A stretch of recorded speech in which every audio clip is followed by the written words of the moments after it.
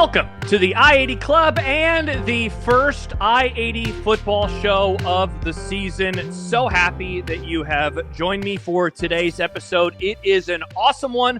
Bill Connelly of ESPN.com will join me for a conversation about where college football has been and where it's going. He is the author of the brand new book, Forward Progress, the definitive guide to the future of college football. It is out and available on September the 2nd. A link is in the show notes if you would like to pre-order it. I had a chance to read it earlier this summer. It is absolutely my favorite book about college football that I've ever read. It's both a look at where things were, how the sport has unfolded, and kind of why, honestly, there are a lot of similarities between the old days and right now, and then a look ahead to where the thing could be going and why those are good or bad things that could happen to college football. Hope you stay tuned for the chat with Bill Connelly coming up in just a moment. Went about an hour with him. I think you are really going to enjoy it. And if you're joining the I-80 Club, perhaps for the first time today, we want to officially welcome you to football and volleyball, our So Back week. We have a ton of stuff in store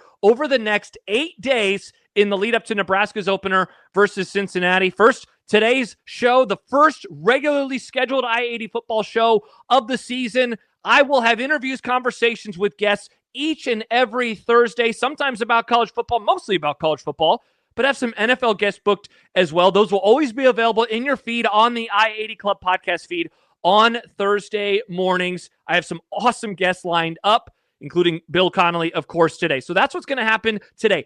Coming up tomorrow, all sorts of stuff. The very first Big Ten breakdown with Ben Stevens. Ben is going to be doing 2 podcasts each and every week throughout the season, talking about the weekend to come and the weekend that was. There'll be a Friday and Monday podcast schedule. Ben's first pod drops tomorrow. Speaking of Friday, we are going to have 2 volleyball state shows. Actually, 1 volleyball state show and then volleyball late. Coming up at 4 o'clock live on the I-80 Club YouTube channel. Jeff Sheldon, Lincoln Arneal, they will get you ready for the weekend to come and Nebraska's matchup with Pitt as they begin their 2025 campaign. And then about 30 minutes or so after that one comes to a close in the evening, they will unveil their first in-season edition of Volleyball Late. Cannot wait for that one as they recap what happened and look ahead to the rest of the weekend to come. They'll also be doing their regularly scheduled show on Sunday nights.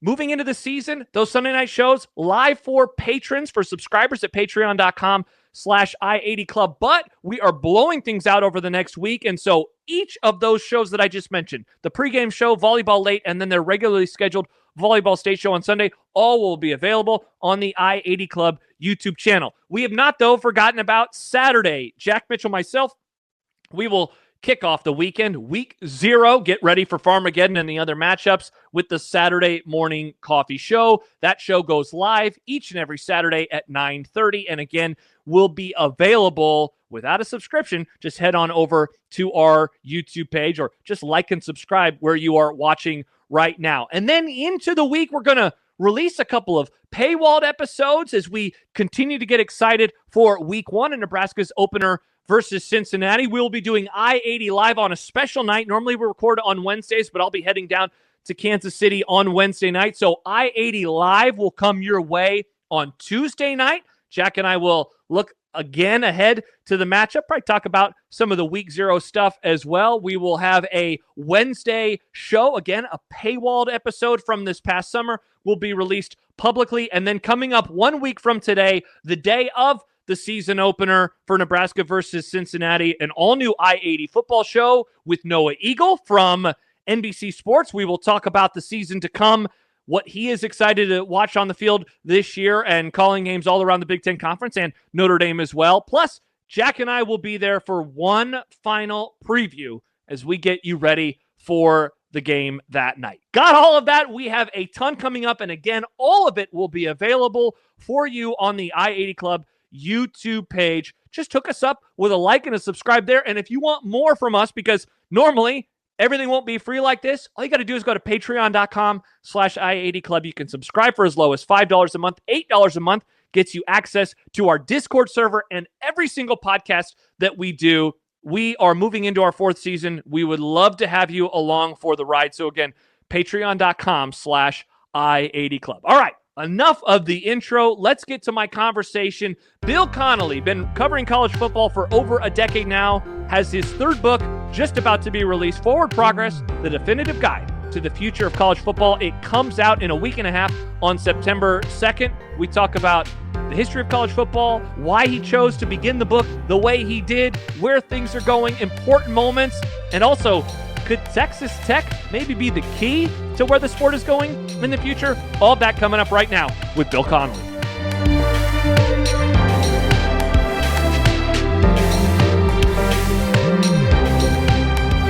So happy to welcome onto the I-80 football show a longtime writer covering college football from ESPN.com and the author of a book that's going to come out in just a couple of weeks. It's titled Forward Progress, the definitive guide to the future of college football. He is Bill Connelly. Bill, thank you so much for taking the time. How are you?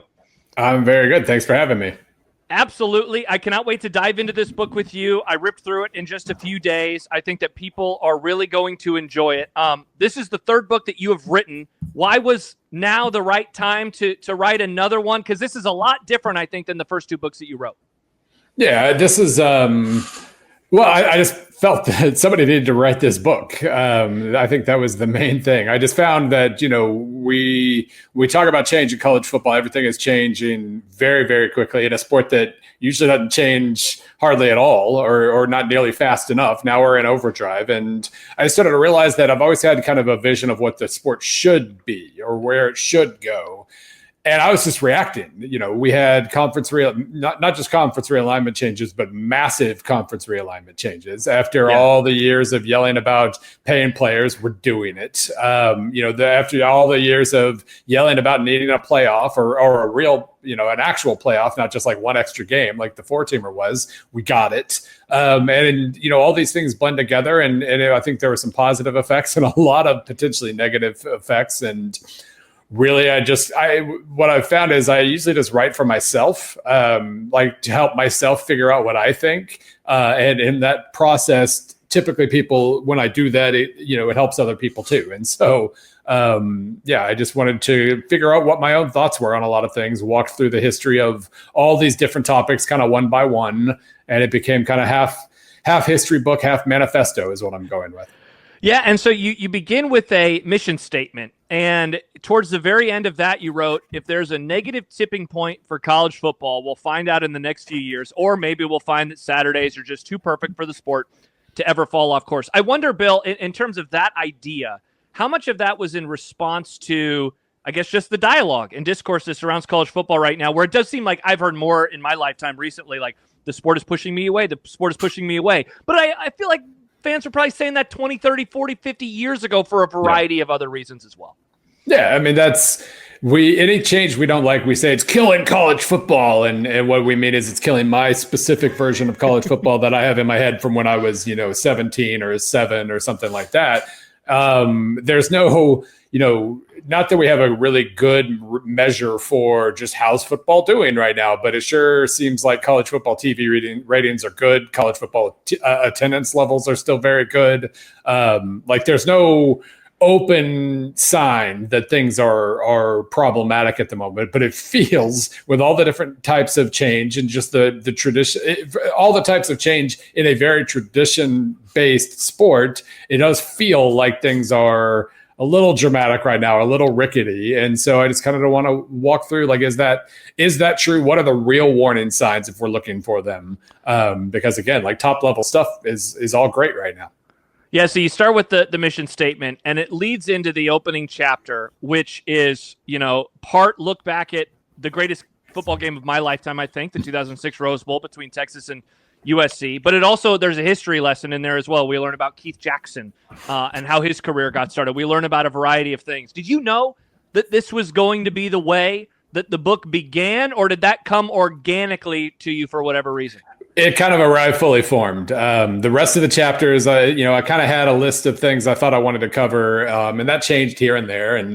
But I knew from the start, this was the sample chapter we used to pitch the book. This was the first thing I finished. It just I started to realize, okay, if I'm writing this book, it's probably going to come out in 2025. That's the 20th anniversary of this amazing game that we still talk about. And, it just felt like a perfect narrative device for talking about not only this awesome game that was really fun to rewatch and everything, but then also just everything that's changed since then. It feels watching it, and I talk about this in that chapter, like feels kind of like the start of a new era and the end of an old era at the same time, in that you had Keith Jackson calling the game. That's old in and of itself. It was his last game that he ever called. And he tripped up a couple times, but he was still pretty good.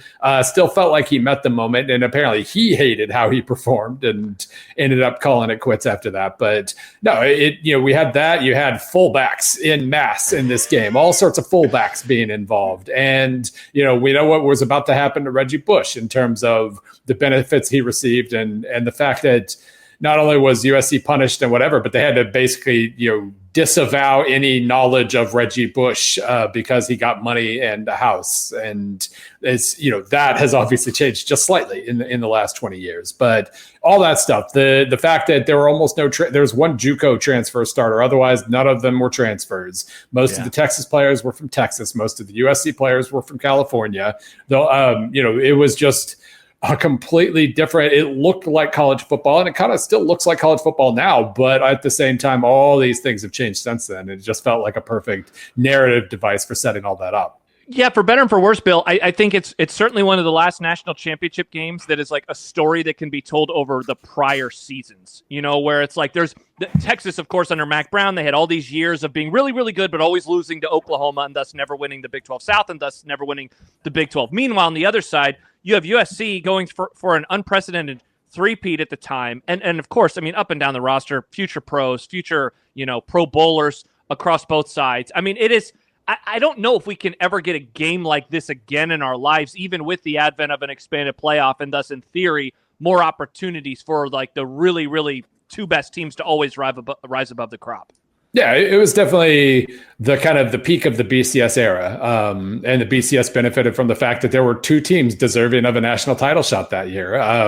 Whereas in a lot of other years, most of the problems, and I've written about this millions of times through the years, most of the problems we decided we had with the BCS formula was really just the fact that the BCS could only pick two games to play for the title or two teams to play for the title. And that wasn't enough. That year it was enough. It was the perfect sample for, everything we needed. Like you said, there were backstories for years. Vince Young almost flamed out halfway through the season before, gets benched, and then kind of just it all clicks for him. And the end of 2004 is great. They roll through 2005. USC's looking for a three-peat, all that stuff. Like it was a humongous event. We've had amazing games since that game. Obviously, 20 years, like every time I do the top 100 games of the season at the end of a given year, like it's loaded with awesome games. And I love kind of reliving it. It's what we love about college football, how deep it is. But yeah, the backstory, everything leading to that moment, it's really hard to replicate that. Along those lines, Bill, I had Michael Weinreb on the podcast a few weeks ago, author, and we talked a little bit about his book that is now 10 years old, a little over 10 years old, Seasons of Saturdays, which he used as the way to tell the story of college football going, back into the 1800s. And him and I had an interesting discussion about, like, in the last decade, if he was going to write the book again, what game or games would he include? Do you think that this last decade has had, certainly it hasn't had a 06 Rose Bowl, but has it had a game or two that you think can tell where we are at currently inside of the sport of college football? Well, the OU Georgia Rose Bowl was phenomenal. Yes. Then turning around and having the Georgia Bama title game with Tua and 2nd and 26 and all that, like that was a great 1-2 punch that really kind of welcomed us to the playoff era. I think, we haven't gotten that kind of performance every year or those games every year, but there have been plenty of good semifinals, plenty of good finals. We haven't had necessarily both in the same year all that much. We usually either get one or the other, but I don't think there'd be any one game already with what we see now. Like the Bama Georgia title game feels a little dated just in terms of like Saban's gone and Kirby is still a really, really, really good coach, but he doesn't run the sport like he did even 2 years ago. So there a lot's changed since that moment. So maybe that doesn't apply, but that's certainly been like that playoff was absolutely dynamite. And I don't remember what were the actual rankings that year. I don't think we would have gotten a Bama Georgia. Would it have been like Bama Oklahoma, I think, in the title game if we just had a BCS that year, maybe. I don't remember for sure, but that was as close as we got, I think, to a defining kind of thing. Yeah. Later in the book, you talk and compare college football to NASCAR, which I have, my co-host on the radio, John Bishop, he's a huge NASCAR guy. Ryan McGee, who you talk to throughout the book, he is, of course, a big NASCAR guy. I've heard this comparison before, but I think you and the discussions you had really crystallized why you don't want to go down the path of NASCAR. Who was the first person in your life that you remember to compare or to maybe use NASCAR as kind of like a warning sign for what college football could become? Who is the person? Is that what you said? Yeah. For NASCAR. Well, I just think I was going to say the first person I remember from NASCAR is Dick Trickle, but I don't think that really applies to No. Like who is the first person to compare, like to say, hey, college football to turn into, was it Ryan or was it somebody else? Probably, I mean, honestly, it was probably McGee. I know he's been making this comparison for a while, and he talks about it in those quotes just about how, I just really wanted to fit in a Dick Trickle reference, even though I knew it wasn't. No, but I mean, McGee talks about being in the television meetings and in where they're talking about moving Labor Day race from Darlington and all these things. But don't worry about it. The casuals aren't going, or the hardcores aren't going anywhere. It's fine. We're just going to keep roping in more and more casuals, get bigger and bigger and bigger, and everybody's going to love us. We're going to be the biggest thing in the world. And then within 10 years, it collapsed. And I think one of the biggest warning signs from that period, other than the obvious, we went too far from our roots kind of thing, is just that the 2008 financial crisis played a big role in, because the checks were coming in everywhere you look, the sponsorship money and everything else. And then suddenly that wasn't happening. And that's when you start to when you're in kind of an emergency period, when the casuals are very flighty, they're very flaky, they're going to look elsewhere. You can't really keep them reined in at all times. And therefore, if there's any reason for the money to sink, for the casuals to go away, you need the hardcores to make sure everything's going well. And what NASCAR found was, suddenly a lot of those hardcores had been turned off. They weren't coming as much or at all. They had found other ways to spend their entertainment dollar. And so not only did they suffer a little bit from the financial crisis, they suffered a ton. And I think that's kind of just one of the main lessons. Like, obviously, you can pursue the casuals all you want. We certainly do in this sport, but you need to make sure that, like, Bama, Tennessee is the third Saturday in October. Just these little things that if you lose them, like, the hardcores really will just finally say, like, okay, I've had enough. And we don't really know that we've crossed that bridge until we've crossed that bridge. Yeah, and so after that, you put together a list, a what not to do list, starting on page 56 of 9 items that college football should avoid doing. Understand your roots being one of them, kind of along the lines of what you were just talking about. Too much inequality sucks, or at least it doesn't help, among the others. Which of those 9 is like the most concerning for you in terms of the future of college football? Well, I would, the second one was don't change too much at once. We kind of crossed that bridge. And maybe, that was a false warning sign. Maybe we haven't changed too much at all. Cause again, people are still coming. People are still watching. Maybe that's okay. The most important one, the most important one that I didn't even really focus on all that much is the health thing.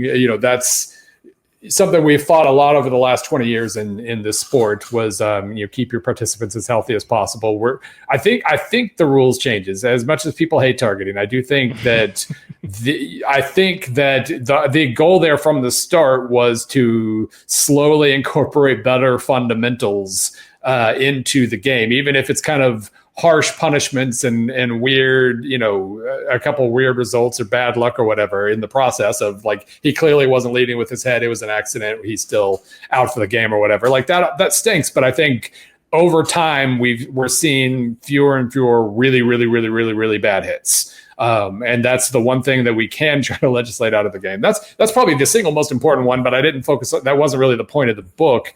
I think this is a good question. They're all pretty equal, but I think really, honestly, here's what I'm going to go with. Number 8, you don't have as much control over everything as you want, or as you think. That's probably the biggest lesson here is we can say, like, in good times, it really feels like, no matter what you do, it works out really well for you, but you just can't control everything else that's going on. You can't control the health of the economy. You can't control just whether some other sport is going to start catching eyeballs and do a better job of connecting with pop culture. They're just, you have to, we do a pretty terrible job in this country of thinking ahead. And so we never really plan ahead. We always just we try to maximize the present, and we usually do that at the cost of the future. And we have no idea what the future will bring or when it will cost us, when it will affect anything. And we should probably just do the things we think are best for the sport, even if in this moment, it doesn't matter what we do. Everything's great. Yeah, well, Bill, and even along those lines, I know that throughout your media tour, if you will, over the last couple of months talking about the book, you've mentioned that piece that you published on SB Nation now 8+ years ago, right, where you were like, hey, Bill Connelly for college football commissioner. And a lot of the things inside of that book we've got as a sport. And so what you just said about point number 7, like you get what you want, and yet we still don't have control because they can go in different directions that we're like, wow, that is not maybe what I imagined it to be a decade ago. Yeah, that was, I got most of what I wanted and I hate it. That was kind of the main, and I think the major lesson there was, so this list of my campaign platform when I ran for college football commissioner in, I think 2017 was, like modernize the amateurism, or really kind of get rid of amateurism, like get a way to actually share this money with the players. Done that for sure. We've expanded the playoff. We've gotten rid of divisions. We've, there are a couple others there that really kind of, if it wasn't everything I wanted, it was a lot. But the simple fact is it kind of exacerbated a lot of the problems I was complaining about even then, because we don't have a commissioner. We don't have anybody actually in charge to make sure these changes are good for the sport, and instead kind of the default leader of the sport at any given time is the senior member of the most powerful conferences. So it was Jim Delaney for a while, was kind of the de facto leader of the sport. Now it's pretty clearly Greg Sankey to a certain degree. And he's acting in the interests of the SEC presidents, who will fire him if he doesn't do a good enough job of representing their interests. And he's running the sport. And that clearly has conflicts baked into it, where you can say that it's Sankey and Petiti both that are running the sport. And that's just, so any change that has happened that I wanted, that I thought would be good for the sport, has just separated the top of the sport from everybody else. And at some point, I do think that becomes a major problem. Yeah. By the way, one of the other ones that you wanted and you got, bring back the video game. So we do that one's had no negative side effects whatsoever, as far as I'm concerned. Not at all. So along these lines, when you talk about we've gotten everything we've wanted, and so I keep asking myself, so why does it feel like everybody is so frustrated? And I think of a quote, and I have it written down from page 67. Adam Rittenberg of ESPN, he told you, realignment has easily been the worst thing of the last 20 years. And I do wonder, because it seems like, Bill, when there are two chief complaints, I know some people get annoyed with NIL. I personally don't really care. It seems like it's two things. I miss college football in terms of the geographic rivalries, and I wish the players weren't allowed to leave literally every year. Transferring is okay, but not every single year. Are you in agreement with that, on that those are the quote-unquote two worst things? And I wonder what you thought of Adam's quote, because I thought about it a lot as I was reading it, and I was like, you know what? Even as someone who has a degree from the University of Nebraska, and I know you have a degree from Missouri, and so we are a part of the cool kids club, if you will. How many of your fans and how many of fans around here are frustrated as hell about not being able to play teams that they used to play for 100 years or so? I saw something a little while ago that I don't know. I shouldn't share this because I don't even know if it's true really, but it felt true. Like the last 3 years, the first Mizzou home game to sell out has been in 22 it was Kansas State. In 23 it was Kansas State. In 24 it was Oklahoma, and in 25 it was Kansas. Like that's, I think basically what I started to realize over time, and especially while writing the book, is really, a lot of this is secondary to the fact that we should basically be pursuing a version of college football where fans can connect with their team and play against the opponents they want to play against. The athletes are well taken care of, and everybody understands the stakes. And pretty much, like, there's a lot, even in the current environment, we can kind of do things that create that. But there's no question that realignment especially has disconnected that. Like, there's no reason, even if Missouri and Kansas are in different conferences, there's no reason they shouldn't be playing every single year. There's no reason Oklahoma and Oklahoma State can't keep playing every year. Notre Dame and USC, basically the Big Ten trying to invent leverage where, well, if we don't get everything we want with the playoff expansion, we'll have no choice but to end Notre Dame USC. And I hate it. Like, this is all just a big dance that is unnecessary. I just have the teams, like, I understand there are playoff stakes with a lot of these things, and you don't want one team's schedules to be infinitely harder than another and for them to be punished for it. I don't really care, because the team with the harder schedules is probably making 80 times more money, and that's what the money's for, is they're playing. Anyway, that's a pre-programmed rant, but no, I just like it. We can separate these things out into just general goals, and one of them should be that teams are playing the teams they're supposed to be playing, whether they're in the same conference or not. And there's no question that we've drifted pretty far away from that. And like when Mizzou Kansas State played a couple of years ago, it was like walking around Memorial Stadium before the game. It was like a family reunion. Just everybody's walking around grinning at each other. And Kansas State filled their section because they're actually close enough to drive and fill their section. Whereas Mizzou and South Carolina have played a lot of awesome games against each other. Columbia, South Carolina is like 15 hours away. So yeah, we're just we're not maximizing what we could be in terms of scheduling, and it feels like we're not getting really particularly close to that either. Yeah, as someone who's now been covering Nebraska for the last 10 plus years, I can think of a couple of series, home and homes, that got people the most juiced. Certainly Miami about a decade ago around here was pretty fun, but honestly, it's been both the Colorado series, in 2018 and 2019, and part of that was the Scott Frost factor, and then, of course, 23 and 24, and, of course, a lot of that was the Deion Sanders factor. But, the atmosphere at Memorial Stadium for those days and nights was better than what we have seen around here in quite some time, so I'm not surprised to hear that from the Missouri perspective as well. Yeah, Missouri, that was a funny thing when Missouri, I was running Rock M Nation when Missouri moved to the SEC, and there was a bunch of SEC fans coming over and saying, oh, just wait, we're going to fill your stadium. I'm like, Nebraska comes here every other year. We know what that's like. Like, Lincoln just empties. They just come to hang out, even if they don't have tickets to the game. They just go wherever the rest of the city is. And so, like, none of that was new. And if Missouri and Nebraska ever agree to a home and home again, I think that's my goal, is just somebody should just be in charge of non-conference scheduling, an outside force, maybe me as commissioner. That's fine. And you end up with a situation where Missouri, for instance, is playing every 10 years. They're playing Kansas 4 times, Illinois twice, Nebraska twice, some rotation of Kansas State and Iowa State and whoever else twice. Like, that feels right. You don't have to play every year, I guess, but just like having all those old friends in rotation seems like a really good thing for the sport. Yeah. Bill, you wrote about bowls a little bit. It wasn't one of your huge focuses, though, of like, we need bowl games to be awesome like they were when I was a kid. Like, where does that rank, the downturn of bowl games, in terms of, certainly lessened importance, right? Like, the Rose Bowl doesn't mean as much, or I guess in the 14 playoff, some years it didn't mean as much as it used to. Of course, players are sitting out, et cetera, et cetera. Like, is that something that bothers you a whole lot, or is it just cost of doing business and you're excited for maybe more home games in the playoff? Yeah, to me, it's the cost of doing business. And I didn't even realize this until I started fleshing it out a little bit. But if we had a 16-team playoff, and top 4 or first 2 rounds are home games, and then semifinals and finals are bowls. You have all that. So with an example like that, this year, if you just have like 2 major bowls as semifinals, and the other 4 are basically just hosting the next 8 teams that didn't get in.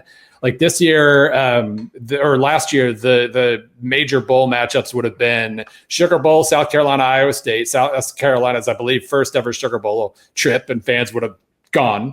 South Carolina, Iowa State's a weird matchup, but it would have been a pretty happy crowd, and it would have done numbers because these bowl games always do numbers. The Rose Bowl would have been Missouri, Illinois, which would have been spectacular for Missouri and Illinois fans, who would have also filled the place and would have done numbers because these games always do numbers. You have BYU in the Fiesta Bowl, filling the Fiesta Bowl, and probably beating UNLV, number 24. And then you'd have Peach Bowl, Syracuse, Colorado, Shedeur Sanders versus Kyle McCord, both guys throwing for 300 yards. So, are those the same as the major bowl games of the past? Obviously not. It's the teams ranked 17th through 24th. But all 4 of those would have been watchable games with good crowds and would have done good ratings in addition to all these other. If that's the worst case scenario, that's not bad at all. Like the Bowls still, people watch the Bowls. It's not quite the same, the right teams. Like you have, guys missing and everything. We're quickly getting used to Bowls almost becoming like the first game of the next season in a lot of cases. Yeah. But like they exist as exhibitions at the end of a tough season, tough and at least semi-successful season. And they still serve that purpose, whether they have a role to play in the playoff or not. And it really was like the chapter on Bowls and playoff debates and all that, like in the 30s, 40s, 50s, kind of into the 60s, Bowls played a clear role in promoting the sport because the guys that maybe you only saw play one game all season because everybody was limited in their TV appearances. There was no limit. There was no TV limitation with the bowl games. So if you got to, what would be an example? Like, well, just like the mid 60s Michigan State teams, mid 60s Notre Dame teams, whatever. Notre Dame didn't play bowls. I caught myself. Michigan State or Alabama or whoever. These guys you've only heard about, haven't watched. Well, the bowls, when you get to do that. And they became very big commercials for the sport. But once the television plans expanded and once, the brand, just the pure number of brands expanded, bowls became less important, and they spent the next 25 years or 35 years fighting as hard as they could against that diminished importance and doing whatever they could to keep their control of the sport. And I think it did damage to the sport. Yeah, speaking of fighting for it, one of the great things about a book like this that looks back is you learn some things, or maybe quotes pop up that either you forgot completely, memory hold, or maybe never saw before. And when you're writing about why we didn't get a playoff until 2014, you had the dandy in there from Dan Beebe, who was the Big 12 commissioner, and essentially his argument was that if the playoff became too popular, or it might be too popular, thus they shouldn't do it, which, Bill, in a way, I guess there's probably some people listening, because we're recording this fresh off the weekend where apparently the Big Ten is now proposing like a 2014 playoff or whatever. Yeah. So maybe some are saying, actually, Beebe was right, the playoff is getting too popular. But where does that quote rank in terms of strangest defenses of status quo in the sport's history? Yeah, I just pulled it up. We felt there could be more pressure to add more teams with an ability to get to the national championship game because it would be too popular. We'd have to expand the playoff. Now, yes, like in a moment where the Big Ten's talking about 28 teams, but again, this comes back to the fact that nobody's actually in charge of anything, because it'd be pretty ezy if there was an actual head of the sport to go, okay, well, that's a cute idea. We're going with this instead. Like, let's not worry about it. But no, but that really was, only college football would resist setting up a more legitimate national title because it might prove to be too popular and we'd have to do it even bigger in the future. Like that was pretty wild in retrospect. I also like the one from the late 70s where they were talking about a +1 playoff, like we talked about forever. Like play the bowl games and then have an extra game, or have an extra 4-team playoff was one of the things they mentioned too, which was a terrible plan once you start like actually setting up how that would have worked.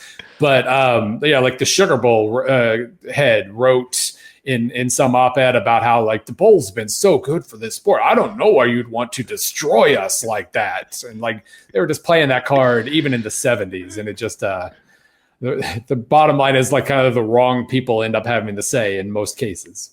Yeah, certainly. I mentioned a few minutes ago, the NIL discussion, of course, has become a large one, pay for play, which we are now finally entering into that era as well. Though it's not I think Matt Brown of Extra Points has pointed out multiple times, like this isn't true revenue sharing. So let's not call it that. Let's just call it pay for play. Yeah. But you finish that chapter, and that's chapter 6, writing about what is next in terms of pay for play and revenue sharing. And just the generalization of paying players. You said we will see future fights over the percentage of revenue being shared. Maybe it will be over the 22% figure from the House. Maybe it'll be in regard to how much money football has to share with other sports. Maybe the reaction to a Trump order or commission will fill law firms' coffers for years. But history tells us how things usually go. And you have a quote in here where Murphy, this was... Dan Murphy from ESPN. Dan Murphy, yeah. When you give players more, they don't suddenly say, okay, great, thanks.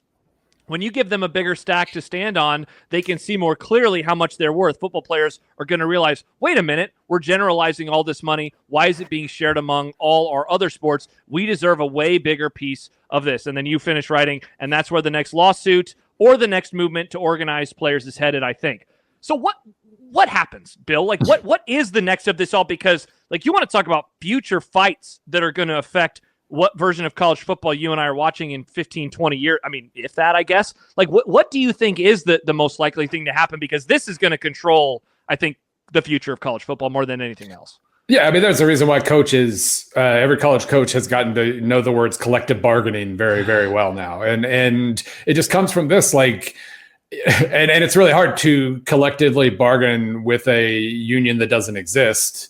And so we're in a very, very weird space trying to do this with college sports. But yeah, right now, the lawsuits aren't going to stop. Like we already saw, the NCAA with the House settlement trying to really lock down on those external extra NIL deals and basically saying no to everything in the NIL clearinghouse because we don't want to. We want to control everything now. That lasted like 2 weeks, and that got shut down. And now you can do whatever you want with collectives again. So the fight doesn't stop with the House settlement, and it was weird. I mean, Matt Brown wrote a lot about this too. I started to realize, we had all the big series after the House settlement was finalized, where this changes everything, a new day for college sports and all this, and it wasn't, because it didn't. It's just the next step of the process. We locked in that we were going to actually pay players now. And you're right, like calling it revenue sharing, when revenue sharing in every other sport means sharing between like teams. We decided we still can't call it paying players, so we're going to call it this instead. Like, still fighting old battles at all times, but that is going to be the thing. And I don't really know the order of the lawsuits, the success of the lawsuits. All these things are going to kind of determine how things are set up moving forward. But yeah, like there's no question that percentage that they kind of invented, like if we're going to say it's 22% of revenue, because if you add up room and board and scholarships and everything else, it kind of equals 50%, like what the pros do. It was just invented for these purposes, and that's going to get challenged. Yeah, I mean, I hate the idea of this, but football players realizing we generate like 90% of the revenue around here. So why do I make less because we got to pay a volleyball player too, who doesn't generate anything? That is going to be a fight probably, unless we really get a locked down collective bargaining agreement at some point, which again, I don't see how that happens anytime quickly. So it is going to be a thing. And this is one of those things where paying players is undoubtedly good in my eyes. It was cynical to set up the limitations we did 75 years ago. And it was super cynical and gross to continue to limit that for the next 75 years, basically. And the NCAA, fighting it for as long as they did, they forfeited control completely of the issue, because they never decided to accept reality and see where things were going and try to head some of this off in the early 2010s, among other things. And so now it's going to be a free for all for a while longer. I do hope that, whether it's through athletes.org, one of these organizations that kind of popped up over the last 5 years, if there is a way to kind of create a unit to collectively bargain with, then I hope that progress is made. I just don't see how it will happen quickly. And in the meantime, we're just going to keep these little fights going about why is it 22% and not 26%? Why is it, blah, blah, blah, blah, blah. We'll see. You've had a chance then to sit with everything that's happened and how the sport has evolved in terms of paying players. Like, what do you ultimately think was the biggest mistake along the way? People have brought up, of course, the video game a million times at O'Bannon, everything that happened there, autograph signings, those types of things, and like, if they would have just acquiesced to this, we wouldn't be in this problem now. Like, eventually we were going to get to this point anyway, but in terms of slowing this down or maybe having a better compromise, where do you think they made the biggest mistake? Yeah, I mean, I think that was it. Was really once they settled, it wasn't even the O'Bannon. It was I'm blanking on the name. All of a sudden, there were too many lawsuits. White, maybe there was one before O'Bannon where they actually were spooked enough to settle a little bit. Because it was clear that the courts were not going to be sympathetic to, well, we can't pay them because we just can't, because it's college sports, therefore we can't. And that clearly wasn't going to stand up. They settled, and then they went right back to try to fight every single lawsuit that came around after that. And it was mind-blowing, because the moment they settled that first one, it was over. We were going down this road no matter what. And it was just wild that they never stepped back in like 2011 and said, okay, this is NIL's happening. Here's the structure we're proposing. And, that wouldn't have, that would have definitely slowed things down more than stopped anything that came down the road, but it would have slowed things down. And just like the more time you can, the slower you can kind of spread out the change, I guess you could say, the more you can kind of understand the landscape and make better changes and whatever else. We're going to head down a road where whether they were employees or not, they were going to be paid large sums of money. But among other things, if they'd done that, then collectives might not have ever been a thing. Like that was pure, like that came about because legislation started running the show. The California legislation and Florida and everybody else who created their own NIL laws because the NCAA wouldn't do it. That's where collectives really started to step in, and maybe that could have been prevented all along. I don't know. You, Bill, have been a longtime watcher and writer in terms of covering soccer. And so I knew that there was going to be a Super League chapter in the book. It did not disappoint. You also, before that, you mentioned that if you ask a college sports writer what he or she thinks we are headed for in terms of revenue distribution, they're going to paint a pretty specific picture. Now that the SEC and Big Ten have secured so much of the college football pie, they'll say at some point, in terms of the Ohio States and Bamas, whoa, why do I have to give this money to Purdue? Why do I have to give this money to Vanderbilt? Are you... I don't want to say like nihilistic in this way, but are you a believer that this is like the ultimate path that we are headed down and that there's nothing we can do? Or like, I guess the fight against the 4-4-2-2 plan this summer, like, does that give you maybe any hope of maybe it like doesn't have to be a given that this is where college football is headed? Yeah, I mean, we've never quite gotten the vision we thought we were getting, even though now we've come into the super consolidated version of power conferences and everything. For like 5 years now, we all had the same, it's going to be 4 16-team and that never happened. Like our vision is always kind of like semi-accurate or blurry, but it's never quite what ends up happening.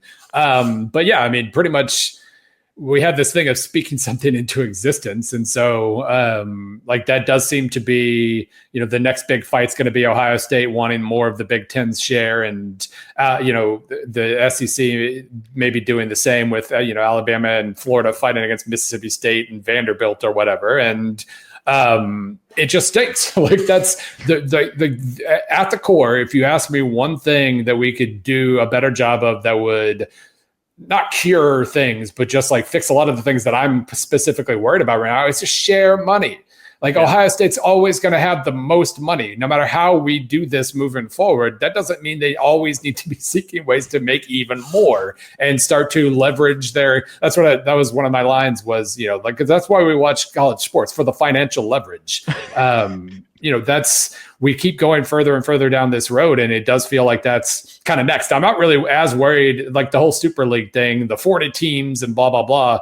I think it was Ralph Russo who had one of the better quotes in the book just about how like we might already be in the Super League. The Big Ten and SEC already have everything they want in terms of what they've leveraged over the other conferences. So why do they need to do anything more? The plan's already in motion. If all they have to do is give like one playoff spot to Boise State every year, then like they're happy with how things are going and the fact that they control everything. So that I'm less worried about. But if we just turn right back around and we create a Super League within the Super Leagues, like what are we doing? Ohio State already has the most money, and we don't need to. And they already get to win most of the titles as well. So like what are we really giving them more money for? We spent some time earlier talking about your SB Nation article from 2017, proposing yourself as the college football commissioner. I thought the way that you put it in terms of maybe what could finally lead to it happening was really interesting. You says, we've been talking about a college football commissioner for far longer than that, and you were talking about the early 1970s, and there doesn't yet appear to be much of an appetite for subduing differences or delegating real authority, and it's hard to imagine that changing without some sort of Black Sox emergency level scandal. Like, I don't want to say like, so what does that look like? But like, what does that look like? Like, if you're right, and then maybe the answer is just, look, there's never going to be a college football commissioner. But I was trying to imagine a world of like, okay, how bad would it have to get, and what would that even entail? Where like a Sankey, for example, would say, you know what, we need somebody else in charge of the sport. I can't even imagine it. Yeah, so we need the national emergency without the national emergency. But no, I mean, I think the most. Not the most realistic, the least unrealistic path to how we get some sort of commissioner figure over the sport is through probably the college football playoff, where there's some sort of mechanism where everybody has to opt in to playing for the playoff or in the national title, and where you've got anybody who does so the players join athletes.org or whatever organization, and they have to be part of this collective bargaining agreement, and all these teams are involved, and they've agreed to do A, B, C, D, E, F, and G, and this person's in charge of the sport now. Like that's where we have to get in the current situation. I said least unrealistic because right now the Big Ten and SEC would have to agree to do that. And again, they're already getting everything they want, so they have no reason to agree. And the only thing, it kind of seems like the only thing that would have to happen is some sort of massive shift in the popularity of the sport, the financial success of the sport, or something like that we don't want. We don't want any emergency like that. And that seems to be the only way we would actually get some sort of figure, because we know, especially under current leadership, like there's not going to be a government office for college sports trying to lead things. That's not going to happen. So it's got to be the emergency route, and we don't want the emergency. So I don't know how we get there. Bill, 25 years from now, do you think we're going to look back at the Oklahoma-Texas move to the SEC as like the thing that kicked off whatever is next and wherever this thing is going? I mean, that's a good question. I do think, seeing how things that certainly kicked off the most devastating round of realignment, and so maybe that in and of itself is the answer. I do say in there, and this is where I get yelled at because I'm an ESPN employee, therefore, of course, I hate the Big Ten. Big Ten's been at the forefront of a lot of the most devastating, or not really devastating, but just the most significant moves in the sport, whether it was the Penn State move that kicked off the 1990 realignment, whether it was the creation of the Big Ten Network and the money cannon that it created. Therefore, everybody else had to do the same thing and had to figure out how to get the brands and blah, blah, blah. Big Ten's done a lot of this. And I do think it was the USC UCLA move that officially broke geography and created allowed for everything else that happened to follow. Now, again, like that's Big Ten, and I hated that move more than any of the others. But like the SEC obviously benefited from the fact that Oklahoma and Texas were right next door, and therefore they didn't have to break geography. And as others have pointed out, like it was OU and Texas who initiated that. If Sankey says no, maybe they call whoever the commissioner was at the time, if that was Warren or whoever. Kevin Warren, who maybe they just call him up and the Big Ten says, heck yeah, and they do it. And then we end up going crazy anyway. So maybe we can't blame any one person no matter what, but there's no question that this round of realignment broke geography completely and set us up in a particularly weird place. And it started with OU Texas. Bill, I mentioned a little bit ago that I was excited to get to the Super League chapter, just given your prevalence for writing and talking about soccer. But I was, of course, also excited for the promotion and relegation chapter, given that you are maybe the college football person that I think of most whenever that topic comes up. You also delivered big time then when you were laying out your scenarios of potential things. Nebraska apparently is hosting Army for a shot at staying up versus moving down. And then all I could think about was, wow, my radio show, the postgame show, my God, they lost to Army. I cannot even fathom what that thing would be like. One of my old comments was, well, with transfers, you can't have relegation because then everybody would leave, but everybody leaves anyway. So like when you change coaches, like I look at Marshall this year, they have like, I don't know, 9 guys from last year's team on their roster. So we've already crossed that bridge. No problem. Now, that was obviously promotion and relegation is another thing that we just don't have, and it's hard to ever envision us having. The Mountain West teasing us a couple of years ago, where the Pac-12 falls apart, and the Mountain West and Oregon State and Washington State fiddle with the idea of a 24-team Mountain West with tiers that you get promoted into and out of. Like I guess maybe that's the most realistic thing for how that happens at some point moving forward. But we kind of use that. My old SB Nation editor and I, Jason Kirk, had a fun little conversation about like the Dr. Doom scenario, where Big Ten and SEC basically decided, well, to save the sport, we just have to expand to 140 teams each, and we have our tiers and everything. But so I ended up having a fun little hypothetical off of that. But I mean, as somebody who's written a soccer piece a week for like the last 5.5 years, like I know all of the downsides to relegation.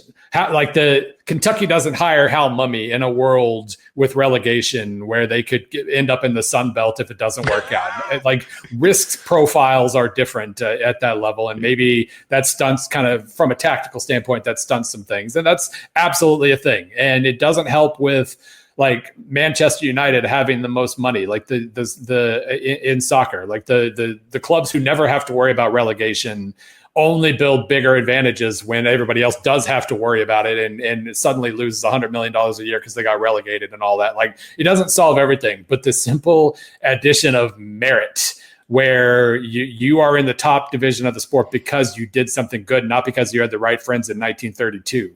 Like that alone makes it worthwhile to me. And the fact that Boise State has run itself like a power conference program for 15, 20 years now, and will never be a power conference program in the sense of like Big Ten and SEC, because they just can't. They're not allowed to, because they used to, like in 1932, it was a junior college or whatever. That stinks. That's not the best way to run a sport. And relegation would, I think, benefit more than it hurt, at least. Yeah. The season begins this week, the 2025 season. And I couldn't help but think about what you wrote in probably the middle point of the book when you said that about the 2024 season gave the season a little bit of, has parity reached college football buzz?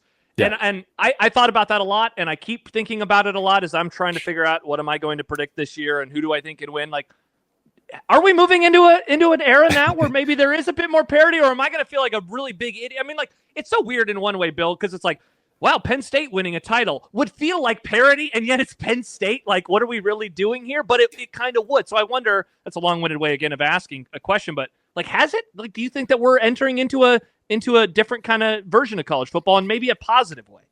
Yeah, I mean, I think there are basically like three different ways to define parity or competitive balance or whatever. It's like number one is the most important to me. It's separation between the levels of FBS as a whole, like the difference between the power conferences and the G5, the differences between the Power 2 and the rest of the Power 4, or whatever, however we're labeling this. Like the fact that the Big Ten and SEC threw their weight around to such a degree last year, where Mississippi State's going to get $20 million a year from the playoff, and Memphis is going to get $1.7 million a year from the playoff, no matter what. Even though Memphis could actually make the playoff, like we further got rid of merit in that regard, and I hate it. That we are further away from that kind of parity than we ever have been, or balance, whatever we want to call it. The next one is kind of the separation within the power conferences, which we're obviously starting to drift away from, unless Texas Tech and its billions can. I really do. The more I think about it, the more I think that if Texas Tech wins the Big 12 and makes a decent playoff run, if not this year, then soon, because they're not going to stop spending money. Like just that outside force, I think might do more to benefit the sport, whatever the reaction to that is, might do more to benefit the sport than anything else. It might actually do the opposite, because everything else does the opposite. But very curious about that scenario. And so, yeah, like in those two senses, we've never been less balanced. But in terms of walking into a season and wondering how many different teams really have a legit chance at winning the national title, like there are my SP Plus projections that came out last year. There are 7 or 12 teams within 7 points of number one in SP Plus. That's been my line for the last week and a half. Like I felt like Texas was overrated at number one, and then I realized I would have thought anybody was underrated because we have just a ton of 3s and 4s and 5s this year and no actual number one. So that like the title race aspect of balance or parity, whatever, we are achieving right now. It's just, yeah, and it should be a blast. I absolutely should be a blast. It's just that everybody involved for the national title right now is in 2 conferences that are making more money than everybody else and will continue to do so. And so one balance has created a bigger imbalance over here, and it's all a big mix, but at least we have a fun title race to watch. Yeah. 2 more for you, Bill. First of all, I wanted to follow up on the Texas Tech point, and again, going back to your soccer stuff.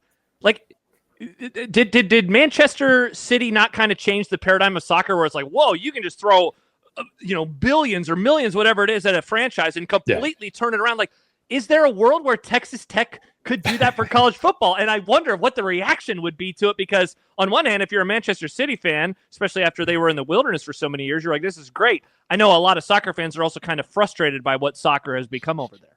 Yeah, I mean, that's in the last 21 years, I guess. There have been basically 3 dramatic market shift events. And first of all, it was Chelsea getting bought by a Russian billionaire, Roman Abramovich, who immediately started overpaying for any talent he could find and basically reset the market. Now, if you want to, they're paying such obscene salaries. Now, if we want to compete, we have to also do that. Suddenly all the salaries exploded and the money's, and again, kind of a shift between haves and have-nots happened.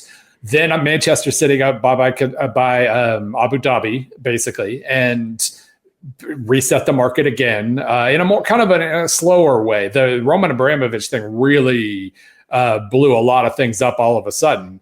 But City did it, and then PSG did it when they were bought up in the early 2010s by Qatari Sport Investments, I believe, or just Qatar Sport Investments.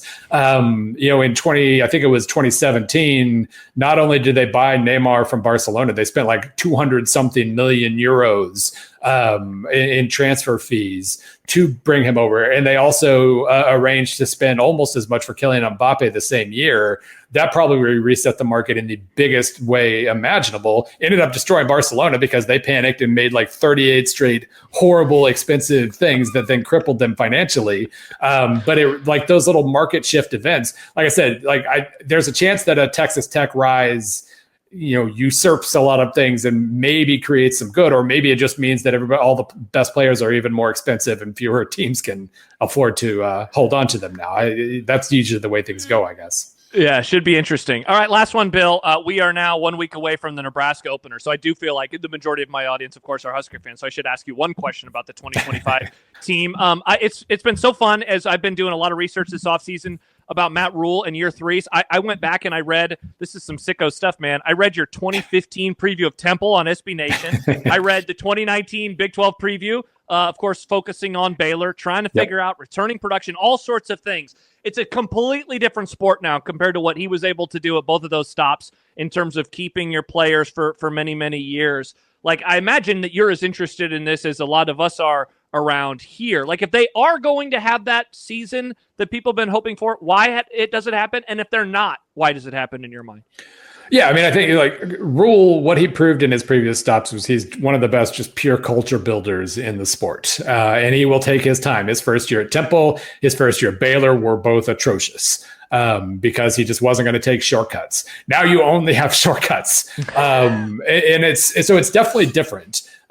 Just in terms of like, how do you build a culture? Like, I've always defined culture. It comes from when I went up to Boise State in, I think, 2016 and wrote a piece about them and just talked to all the guys who were in the building during that rise from the previous decade or so. And I started to realize like culture is basically when your upperclassmen are acting like coaches when the coaches aren't around. Like somebody at all times of every single day is upholding the standard and reinforcing the standard to the young guys who then move through the system and become the old guys who are upholding the standard for everybody else. And that's just how, when the coaches don't even have to be around for that bar to be so high. I think even back to the U when they were talking about, in Miami, when the summer workouts, the voluntary summer workouts that were led by the seniors were even harder than the practices when the coaches were involved. Like that's how you raise a bar and keep a bar high. How does that happen when you have like 3 fifth-year seniors or whatever? So it's definitely different. And I've been really curious about how the really good culture guys handle that. I mean, what we saw last year was kind of a typical Matt Rhule second year, right? Like the first year was results don't matter. We're just going to lay down some building blocks and then we're going to get better in the second year and then we're going to get a lot better in the third year. So they've still followed that. And on paper, the improvement wasn't dramatic, but it was from 66th to 47th in SP Plus, first time in the top 50, incredibly since 2016. Like that's never going to make any sense to me at all that Nebraska was outside of the top 50 for that long. But it was still kind of, you could squint and kind of see what you were looking for in terms of a Matt Rhule second year. So yeah, I mean, I don't think you can build the culture in the same way that you used to when so many guys are just trying to remember like the combination to the building, but it is definitely following some sort of path here, and we'll see exactly. I don't think coordinator changes are all that scary. We'll see about defense. Tony White certainly had 2 really, really good defenses, and if that falls off, then the offense suddenly starts to have to improve very quickly, which kind of did under Dana. I'm not gonna. I know it's been kind of my concerns have been dismissed a couple times on social by Nebraska fans. Like, oh no, we got Dana now. It's fine. We're good. They're like, oh, he's not the most finger on the pulse coach in college football in 2025, but it got at least a little better late. So yeah, I mean, I don't think we're going to see a leap into the top 10 or anything, but I don't see any reason to think that we won't see more improvement. Mm-hmm. Should be very interesting to watch. Bill Connelly, the author of Forward Progress, the definitive guide to the future of college football. It is out and available on September 2nd. You can pre-order it now. I said it to you, Bill, on socials at some point, probably right after I finished. It's my favorite college football book I've ever read. I really, really enjoyed it. I hope people check it out. I think that they will dig it. And, of course, they can always read your great coverage. My favorite college football preview column of every week is on Fridays on ESPN.com. I think it's the first thing I read. Every Friday, as I get ready for the weekend, you talk about the banger games, but you also talk about all sorts of random stuff, even FCS by the end of everything. You do great work, Bill, and I really appreciate you taking the time, especially given that it's week 0 this week, and you probably have 1,000 more things to write and many more interviews to do. Thanks for joining us on the I-80 Club today. We appreciate it. Absolutely. Anytime. Thanks again to Bill Connelly for joining us inside of the I-80 Club today on the I-80 Football Show. If you liked what you heard, if you liked what you watched, a like and subscribe on the YouTube page, a 5-star rating and a review, wherever you get your podcasts, and certainly subscribe to wherever you watch or listen so you get new episodes in your feed. Well, over the next week, every single day, we have so much coming up, and we are so excited that the 2025 college football season is here. Another I-80 Football Show will come your way next Thursday. Noah Eagle of NBC Sports will join me, and we will look ahead to week 1 and calling games in the Big Ten, as well as Notre Dame games in South Bend. Looking forward to that conversation. Again, I appreciate Bill Connelly for joining me on today's episode. Have a great rest of your Thursday. We will see you on Friday inside of the I-80 Club with the first ever Big Ten Breakdown with Ben Stevens. We'll talk to you later.